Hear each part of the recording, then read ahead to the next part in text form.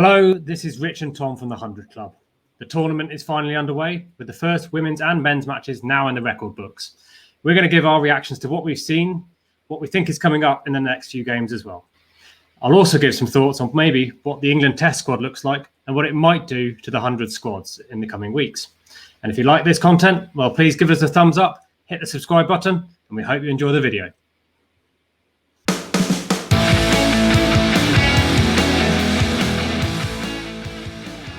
Rich, good evening. How are you doing?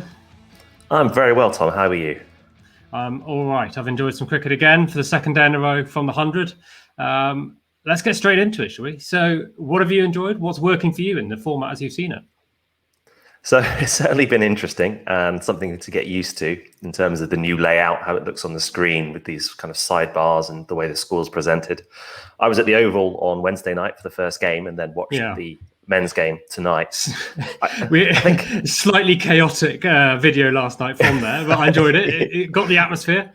It was great fun, and I think I was absolutely no worse than Phil Tufnell or Michael Vaughan in my commentary at the end state there, even if I did incorrectly attribute a 6 to Van Niekerk when in fact it was Maddie Villiers. And a beautiful shot too. I think what ultimately has worked so far is the cricket's been good, especially that first game came down to a nail-biting finish. And it was just a great run chase, common to most formats of cricket that anybody could get behind. And I think all the stuff that goes with it, the DJs, the fire, the fireworks, all that sort of stuff is great fun. But it doesn't work if the cricket doesn't work. I think we saw that a little bit on the other side tonight in the men's game. I think it was a reasonable game of cricket. And I think whilst Carlos Brathwaite was in towards the end, you thought, well, there's always a chance that he could sort of hit 3 sixes in a row and get it close. But in the end, as far as sort of short form cricket goes, it wasn't particularly close a game, but still an enjoyable watch nonetheless. Well, you say that. I mean, it was still a live game up to the 97th ball of the second innings, So it's pretty close. It's right in the last over stuff. And you've seen enough T20 games where it doesn't get to that sort of point. So not bad, but probably more exciting on the women's game. I'll give you that. Yeah. I think overall, the organisers would be pretty happy with the first two games of it. Yeah, I think they might have wanted a few more boundaries, but I don't think the pitch was offering that at the Oval. So it was a little bit low and slow. Manchester looked to exploit that by going heavily on spin. 55% of their deliveries were bowled by spinners, whereas the Oval team only had 40% by spinners. But actually, you saw the pace bowlers really taking the pace off the ball. There was one delivery by Sam Curran that came down at about 49 miles an hour. It was an absolutely outrageous moonball delivery, but it completely flummoxed the batsman. Yeah, he had one of those that just about came down on the square as well. It was given for no ball, but a little bit of innovation, but nothing crazy. Some good quality cricket in both games. Okay, relatively happy. Please work on some of the stuff that's surrounding it. Maybe we'll talk about that at another time, but cricket's cricket, right? In terms of the way the innings were put together, what have you learned from, say, the four innings we've seen so far? So I think that was an interesting thing in common between both the Oval Invincibles run chase yesterday and their first innings today, in that in both innings they went quite hard early on and lost early wickets, but were then able to rebuild and consolidate in the women's game through that partnership between Cap and Van Niekerk. And then today, Sam Billings went pretty well, supported by, was it Munro and Will Jack at one point. Yeah. I thought we talked a little bit in the preview about how teams might use that sort of pinch hitter role to go very hard in the power play. And I think that's what the men's team, Oval men, did today in terms of Sam Curran basically getting 6 and out and then followed by Sunil Narain. Yeah. So they almost had license to really go hard in that power play. And they didn't seem too concerned for the fact that they were 3 down. But I think it just shows that even in a format as short as 100 balls, you can regroup as a team, get your eye in a little bit and then accelerate again. I think a great deal for me on that will depend on how deep your batting lineup is. The Manchester Originals probably looked at least one batter or two probably short in their batting lineup from today's game for the men.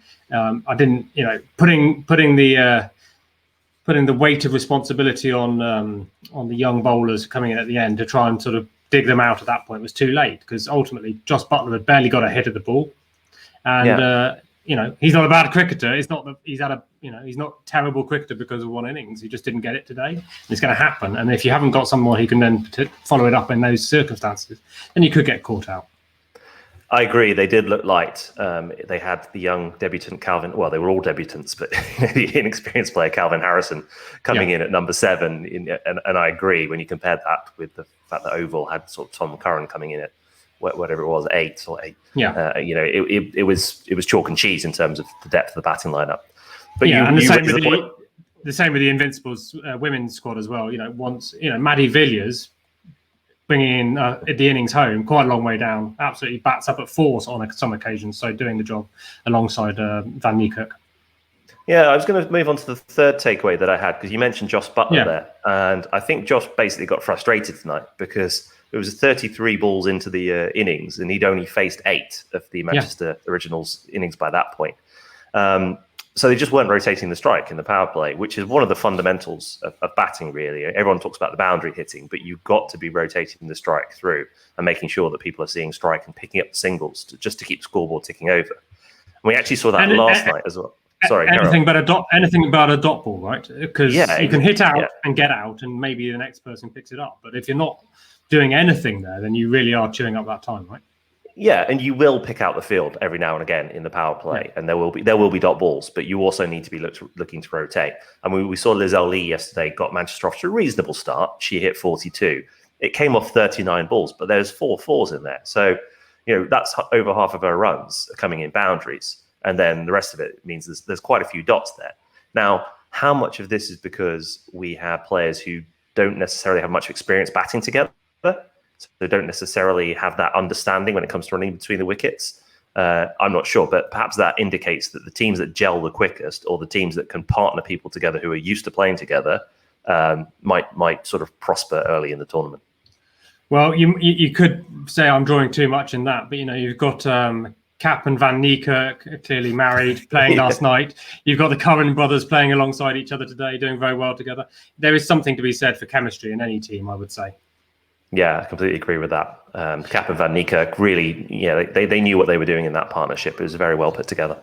Yeah, and it meant that they could play at a pace as well, because they didn't have to talk about it every time, what was going on, which, kind of, I think, is a minor point at this, early stage of the tournament. But both of those games have been wrapped up in 2 hours 45 as well, keeping it tight. Happy with that.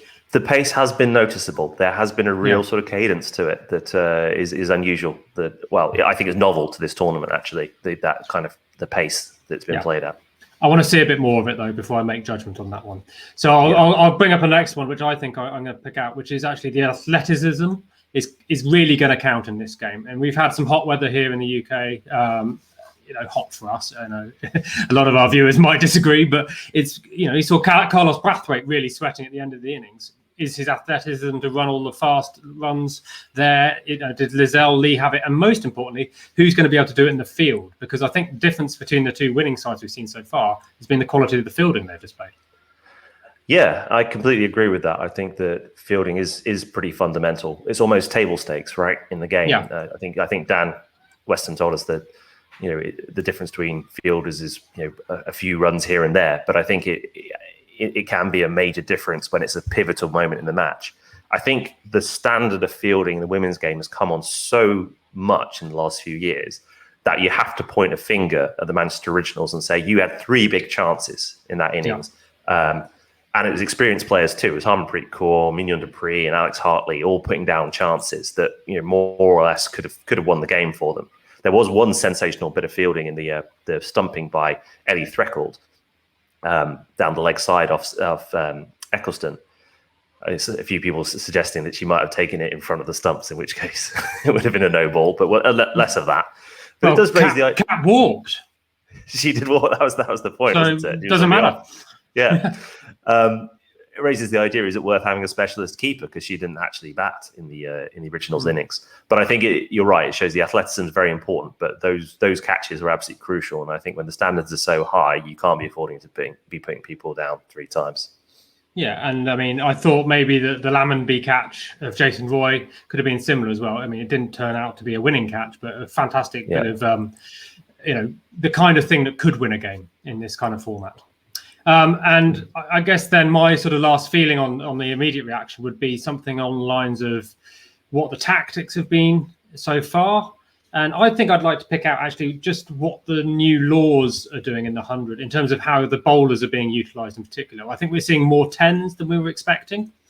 And I think it is perhaps early to say on the basis of just one ground, and there are factors here that need to be extrapolated. But most of the law changes that have taken place have been largely in favour of the bowlers. And I know you're someone who in the past has said the game is too weighted towards batters. Well, has this format done something about that? Yeah, well, I think the first bit is the power play being shortened has helped.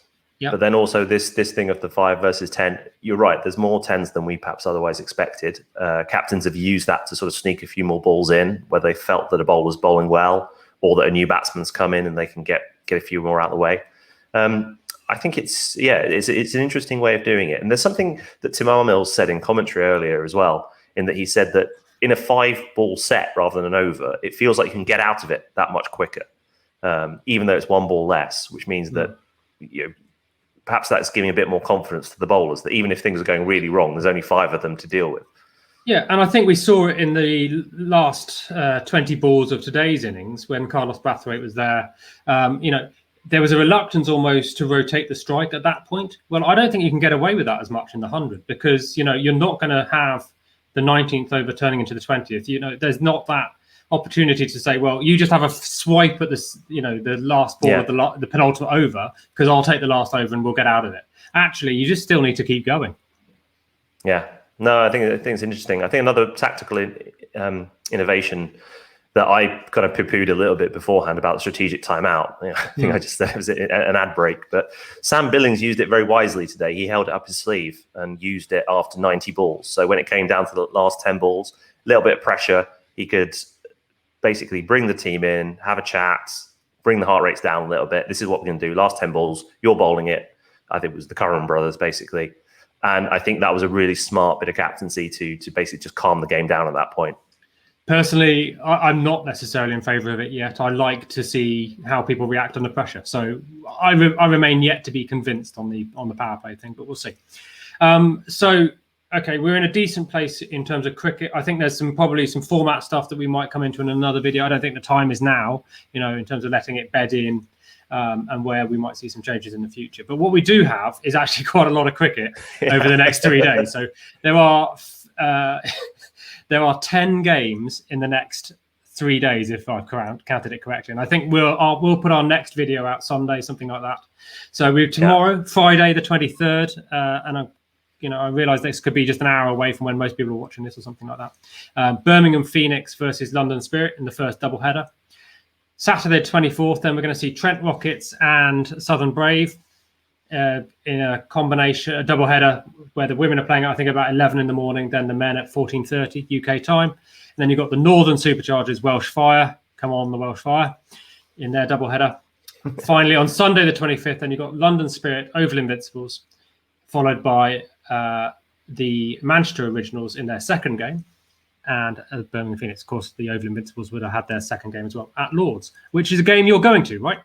I will be there on the Sunday. Very much looking forward to that. Smart in your London Spirit shirt. I hope you put it through the laundry by then. Yeah, after another sweltering day, I hopefully will. Whether of course playing ball, because at the moment the forecast doesn't look so great for the weekend. But just looking ahead at those 4 days of cricket before we'll talk to you again. We don't have to be as unrelentingly positive as the coverage on TV, but we can still say that we're excited about this cricket to come.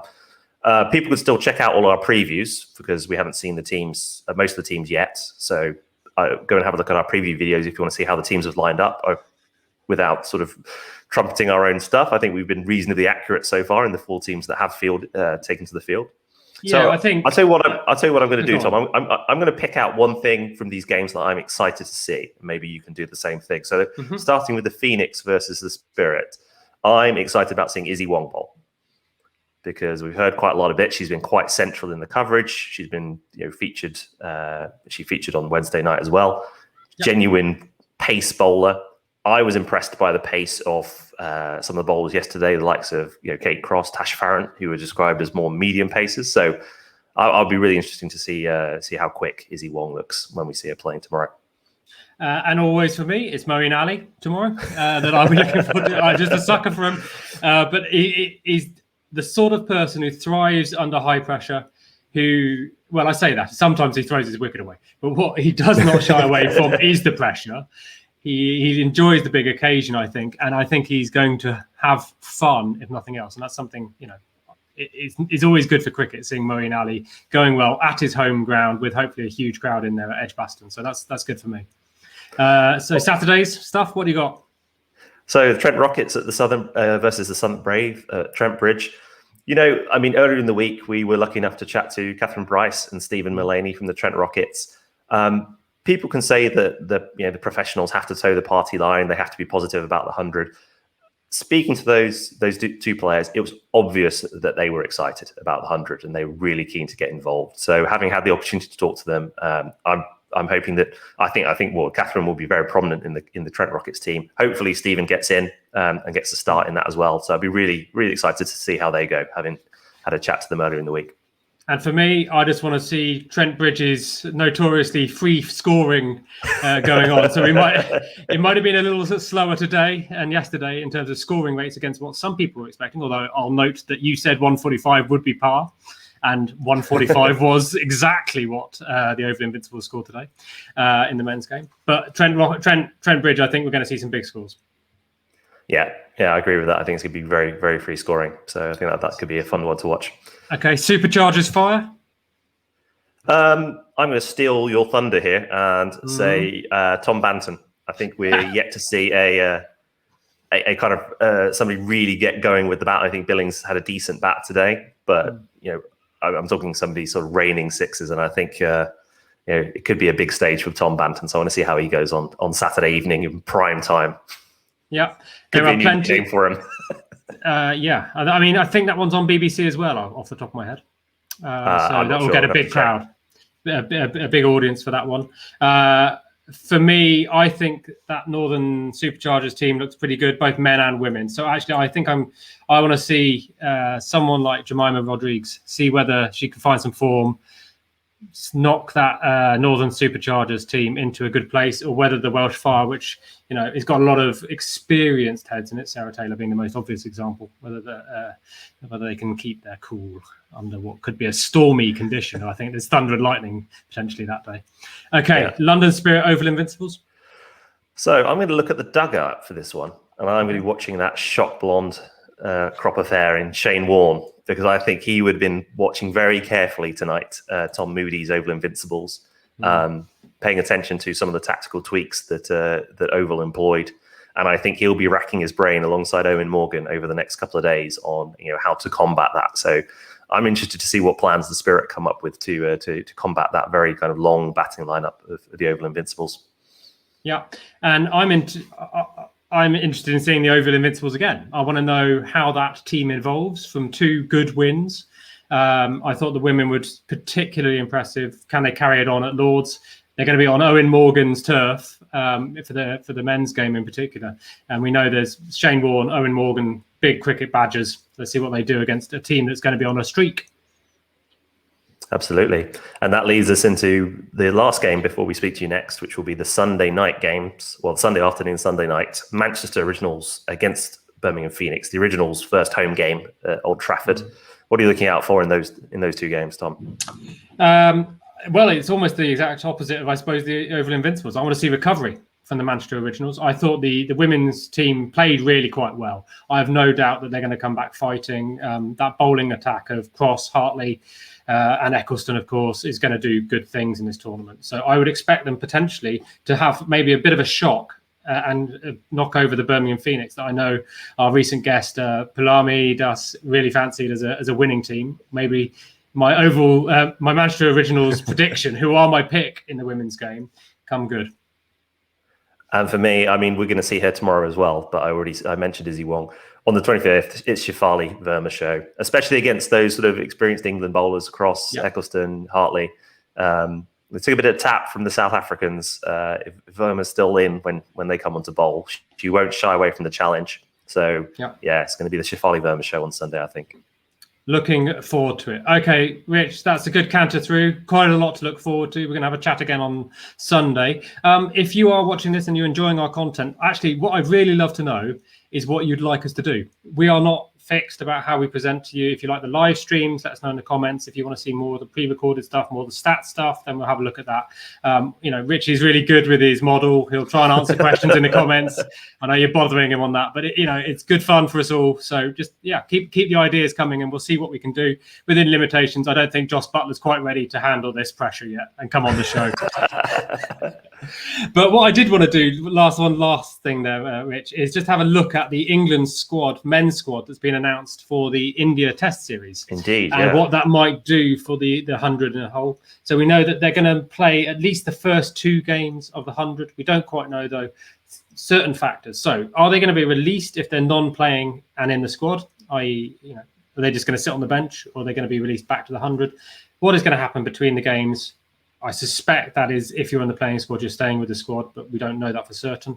And also what's going to happen after the second test, whether there's going to be a release there for things like the eliminator and final. But my hot take on it, and I'll just read the squad out. It's Sibley, Burns, Root, Crawley, Pope, Butler, Stokes, Robinson, Wood, Leach, Anderson, Hamid, Bairstow, Lawrence, Bess, Curran, Broad, Archer, and Wokes. Sorry, not Archer and Wokes yet. I'll come back to that. The first 17 I gave there are... What is the impact going to be? Well, I suspect it might be less than we feared. Hear me out.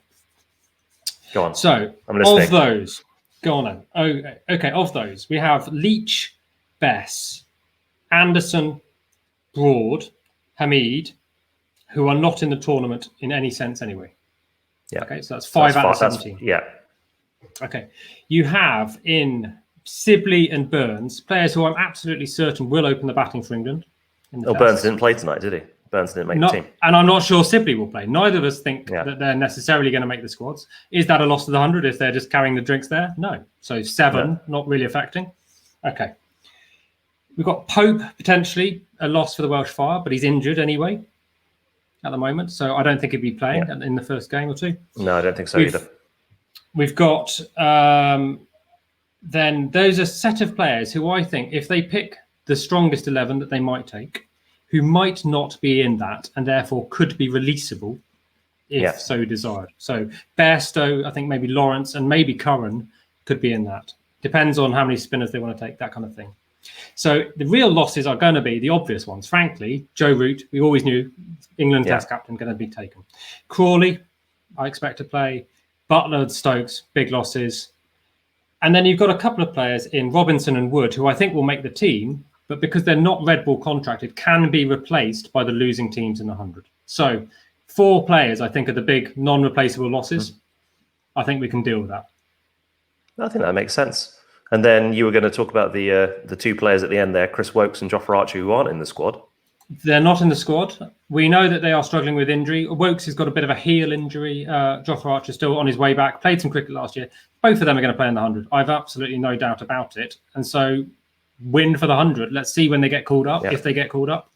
I think it'd be harsh on both of them if they don't get a call up and they're fully fit. But until then, hey, make hay in the 100 and, bring yourselves back into form. So I think with the 17-man squad, it comes down to what they're calling the safe living environments rather than the bubbles. I mean, that's the only reason I could see where they wouldn't release them back if they say that they want to keep them as a group, separated from other squads through the first 2 tests. If not, I don't see any rational reason why you would keep 6 reserves watching cricket when they could be playing cricket, especially somebody like Johnny Bairstow. If Johnny Bairstow doesn't make the Red Ball side and he's a shoo-in for the T20 squad to play in the World Cup next year, give him as much white ball cricket as possible. It makes no sense to keep him on the sidelines. Fingers crossed, as a Welsh Fire fan, we see Johnny Bairstow back with them. Obviously, fingers crossed for the England Test team as well. Let's not forget that is a pretty big series for them, and let's hope they go well. Okay, Rich, that's been a real canter through quite a lot of material there. Have you got any other last final dying thoughts you want to make before we reconvene on Sunday? Final point would be, happens at every level of cricket. Kate Cross on a hat-trick, pulls the fine leg, puts her at slip, ball goes for 4, they lose a close game. There you go. Lord knows I've moved a fielder after the event on many, many occasions, but that's why I'm not a captain anymore. Okay, Rich, it's been a pleasure. Thanks very much for joining. Thank you all for joining us as well. If you've enjoyed that, please do give us a like, comment, and subscribe. We really want to hear from you. It's been great getting all of your comments in the first few days as well, so we really appreciate that. We'll catch you next time on the 100 Club. Bye.